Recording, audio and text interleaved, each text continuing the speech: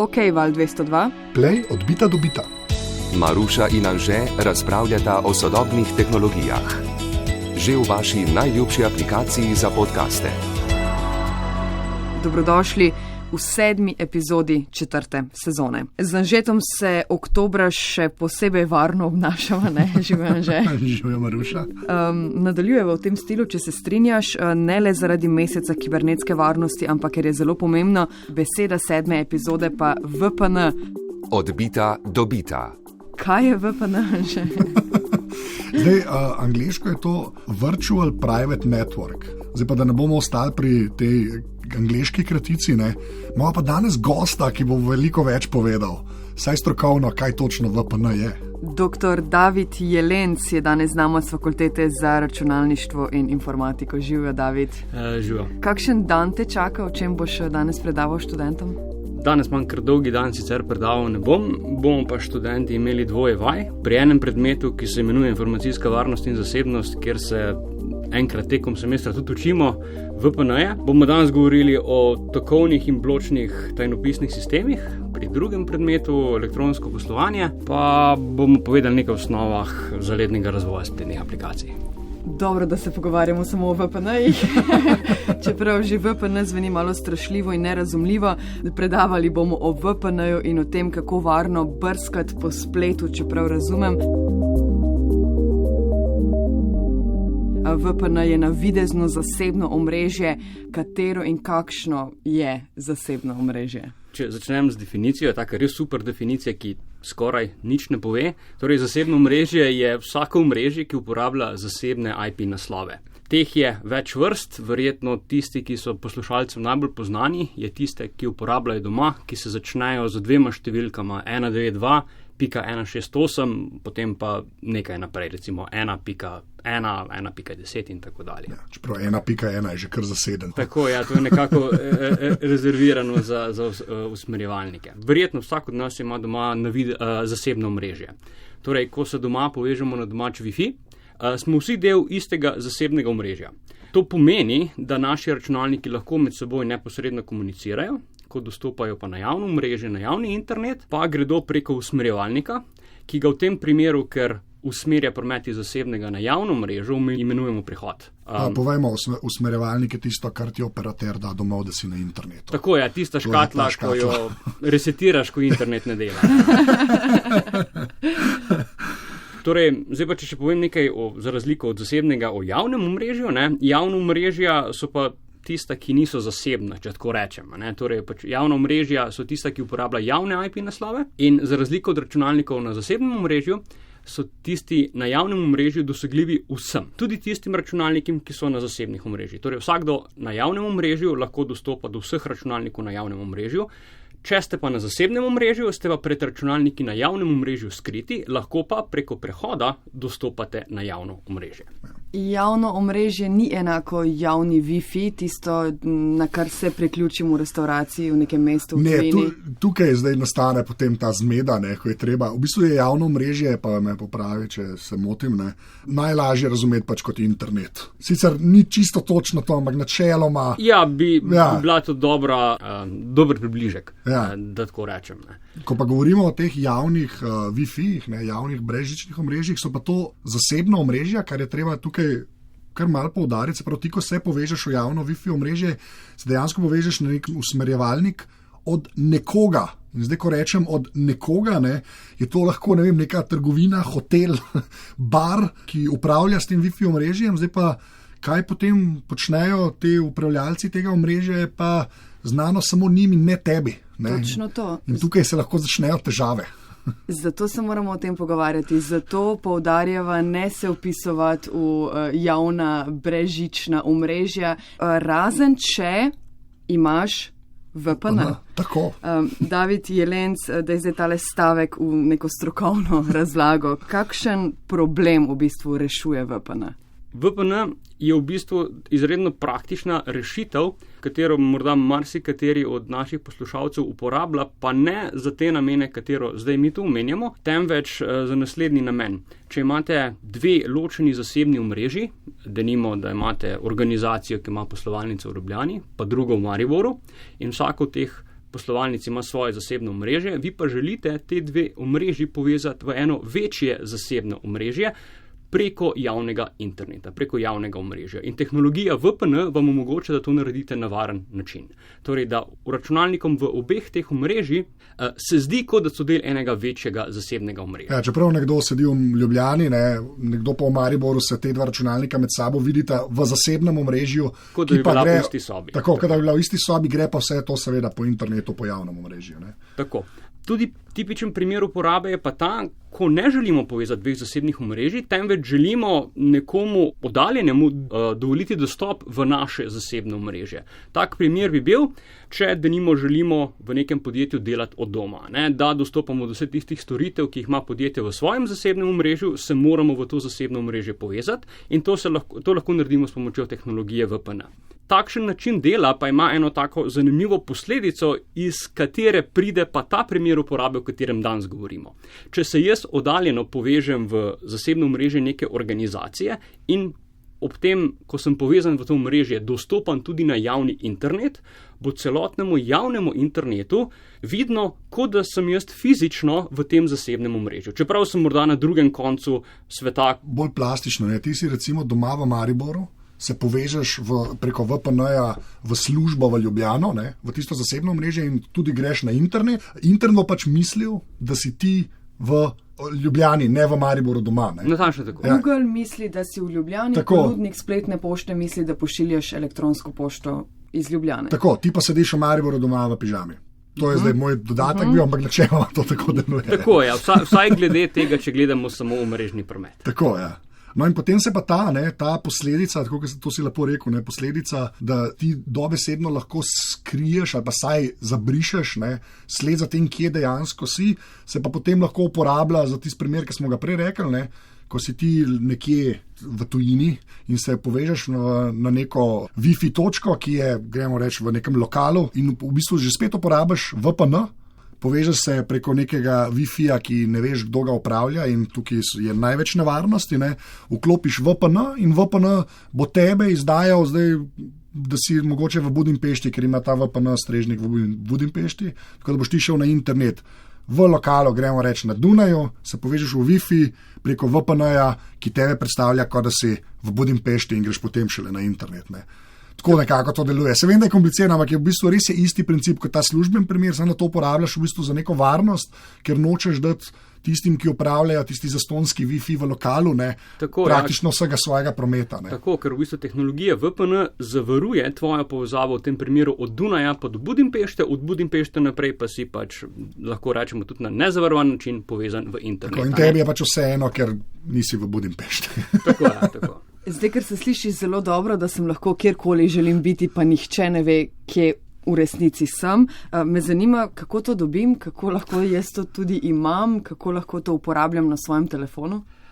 Torej, če želite uporabljati storitev VPN, potrebujete dve reči. Prva je, da potrebujete ponudnika storitve VPN. Tako kot potrebujete ponudnika storitve za e-mail, potrebujete ponudnika VPN. To je lahko, kot smo omenili, organizacija, kjer delate, je zelo služben VPN, lahko si vzpostavite svojega, to je recimo primer, ki ga sam uporabljam tudi, zato pač je potrebno vložiti nekaj dela, pa tudi nekaj znanja je treba, ni pa to recimo temu višja matematika. Lahko pa kupimo komercialno storitev, kar je verjetno od teh treh možnosti najmanj zahtevno. Te storitve so že dokaj ugodne, nekatere celo zastonj, morda še povemo kakšno nadaljevanju glede tega.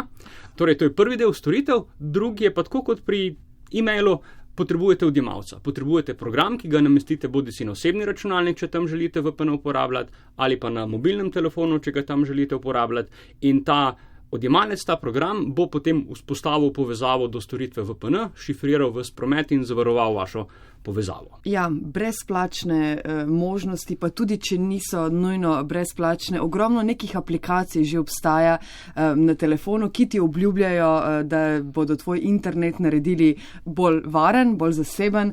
Je to pametno uporabljati? Je to res, da potem nihče ne ve, kaj googlati, če imam odprto eno izmed številnih aplikacij, ki omogočajo to VPN storitev? Mislim, da najbolj natančen odgovor, ki ga na to lahko dam, je ne vemo.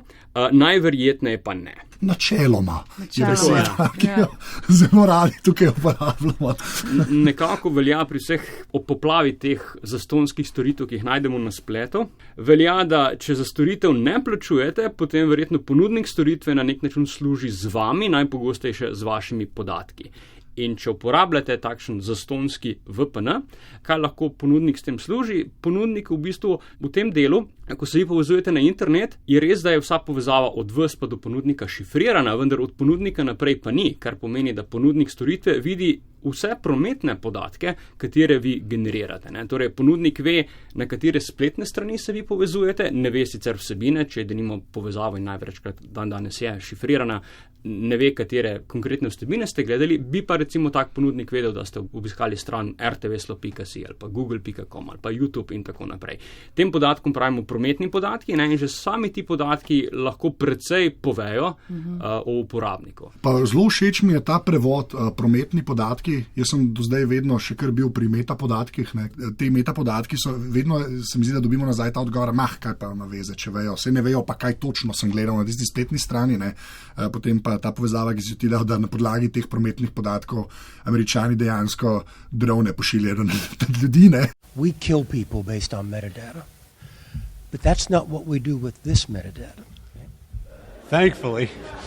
Tako da se da marsikaj izvedeti, ker ponovadi se te metapodatke potem uporablja v kombinaciji z drugimi podatki in se lahko kar sestavi sliko človeka. Ne? Tako da, ko ljudje slišimo te prometne oziroma metapodatke, da samo v narekovajih nekdo to ve, to je lahko zelo, zelo veliko. V bistvu. Tako je, dostikrat je to tisti manjkajoči delček v mozaiku, da lahko nekdo celo zgodbo sestavi. Res se zdi fajn, da bi naredili telefon, internet popolnoma zaseben, da nihče ne ve, ne operater, ne brskalnik, kaj googlam, kaj iščem, ampak še vseeno se to, kar se pogovarjamo, sliši vse malo paranoično. Zdaj, kdaj torej uporabljati storitev VPN? Vedno, moramo vedno zdaj biti panični. Samo to rekel, kot smo imeli v zadnjih 3 epizodah, ko so se pogovarjali o varnosti, o zasebnosti, že spet prijemo te besede zaupanje, ker VPN je, ko ga z najširšega zornega kota pogledamo, še ena plast nad vsem ostalim, ko hodimo na splet. Se pravi, ti greš na splet, greš na internet in zdaj, če hodiš to na internet preko svojega internetnega ponudnika, njemu zaupaš, da s temi podatki ne bo ne vem kaj počel.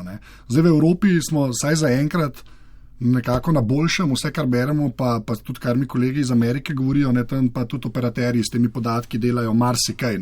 VPN je pa že spet še ena plast nad tem, tako da ti greš lahko na VPN tudi, ko si samo na telefonu, ne na kakšnem javnem Wi-Fi-ju, ampak samo, ko si pač na internetu uporabljaš VPN, ker ne zaupaš svojemu operaterju. Mislim, ko bomo enkrat na tej točki, bomo imeli druge težave v življenju. Tako da jaz ne bi rekel, da kar povsod, ampak tisti primer iz začetka, ki smo ga pomenili, ko pa greš na nek res dobesedno brezplačen, boh ne daj še čisto odklenjen Wi-Fi, ko še, ne vem, lokal tudi passworda nima na računu napisanega, tam pa mislim, da je VPN kar smotrno uporabljati. Jaz ga bom vsaj zase govoril, jaz ga vedno. Mislim, da je to dobra praksa, bi pa morda tule dal en teoretičen komentar. Vedno, ko govorimo o tem, a smo varni, a nismo varni, se je dobro vprašati pred kom oziroma pred čim. V vakuumu težko govorimo o varnosti. Ko se vprašamo, koga nas je strah, pred kom se želimo zaščititi, je morda lažje odgovoriti na to vprašanje. En super primer si zdaj Anže podal. Če se povežemo na neko odprto Wi-Fi dostopno točko, mimo grede, če se povezujete na odprto Wi-Fi dostopno točko, torej na tako, za katero vam ni treba vpisati gesla, to pomeni, da povezava med vami in tistim Wi-Fi oddajnikom ni šifrirana, kar načelno pomeni, da ne samo tisti, ki to Wi-Fi točko upravlja, temveč vsakdo, ki v bližini lahko z ustreznim znanjem in programsko opremo vidi promet, ki ga vi izmenjujete na internet. Pa jaz sem to že v živo videl, zato ni potrebno neko znanje. Tako je. Ni treba misliti, da so to neki hekerji s 3 doktorati, da to naredijo, te programe lahko jaz namestim. Tako je, to že lahko dobimo prosto na internetu tako, in se igramo s tem. To je res preprosto narediti. To, kar poudaril, ne da zdaj sejemo nek strah, ampak vedno je pa nek občutek, da mora biti nekdo genij, da to vse skupaj naredi, v resnici rabiš pa en program, se povežeš v isto, tako kot si rekel, nezavarovano Wi-Fi točka in vidiš vse, kar vsi ljudje gor delajo. In to so gesla, kam greš, kaj pošilja, vse. To je realna grožnja. Potem drugo, ki si tudi ti omenil, če morda iz nekega razloga našemu operaterju, torej tistemu, kateremu plačujemo za internet, ne zaupamo.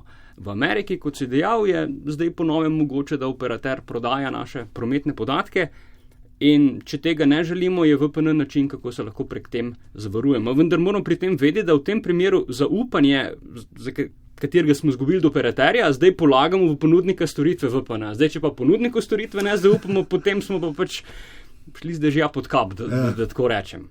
Potem morda še en primer uporabe je, če nam operater skuša blokirati dostop do interneta. Recimo najbolj morda znan primer so države, ki omejujejo dostop do interneta.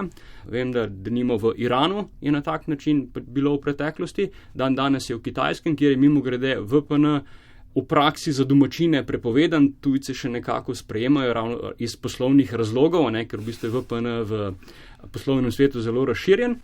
Ker pač v bistvu na Kitajskem izvajajo cenzuro na tak način, da enostavno operater pogleda, katere strani želi nekdo prebrati in če so s strani kitajske pač vlade neodobrene, potem se dostop zavrne. S pomočjo VPN-ja pa vi v bistvu to omejitev zaobidete. Prej smo rekli, da te brezplačni, ki so nikoli niso zares brezplačni, te, ki pa so plačljivi, so pa tudi razlike med njimi. Zdaj zato tudi nismo pripravili tako nekega priročnega spiska, 5 najboljših, ker je to zelo težko trditi. Tako, kot si rekel, pač prelagaš zaupanje na nekega novega ponudnika in obstajajo pa spletne strani, ki delajo te primerjave, ki nekako sprašujejo te ponudnike VPN-jev, ali logirate, ali ste že prodajali podatke. To je na internetu prosto dostopno, bomo dali tudi v zapiske kakšno, da si lahko ljudje pogledajo, ampak le pa res, to vem, da je zelo tako nezadovoljiv odgovor, ampak se mi zdi, da je treba res prepustiti posamezniku, da se pač odloči, kateremu ponudniku bo zaupal. V končni točki je to vprašanje zaupanja. Komu zaupaš, da bo na bolj varen način dostavil tvoj promet v javni internet oziroma na cilj, kot ga ti želiš. Tvoj operater oziroma tista Wi-Fi točka, na katero se povezuješ, ali ponudnik VPN storitve.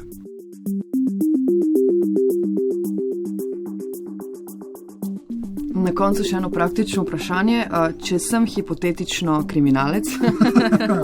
Hipotetično, Maruša, okej, se lahko s pomočjo VPN-ja potem skrijem, naprimer pred organi pregona.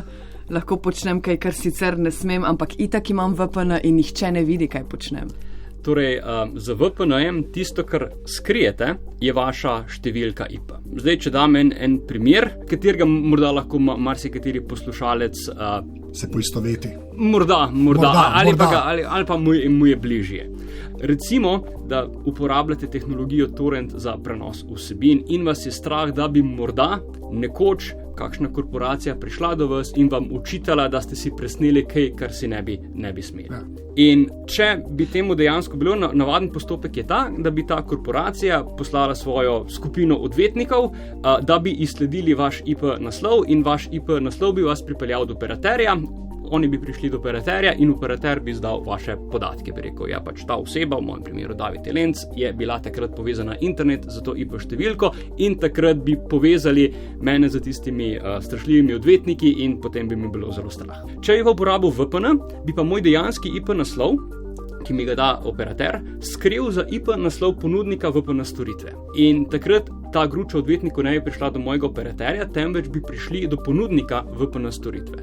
Zdaj, kaj pa ponudnik VPN storitve naredil? Je pa vprašanje tega zaupanja. Nekateri ponudniki storitve pravijo, da oni ne beležijo dnevnikov povezav, kar načeloma pomeni, da če nekdo jih vpraša, kdo je takrat uporabljal to številko IP, mu oni ne znajo povedati. Težava pri tem je, da take trditve vi kot uporabnik storitve VPN ne morete preveriti. Razen potem, ko je že prepozen, ko ste ugotovili, da pa kljub temu so imeli dnevnike.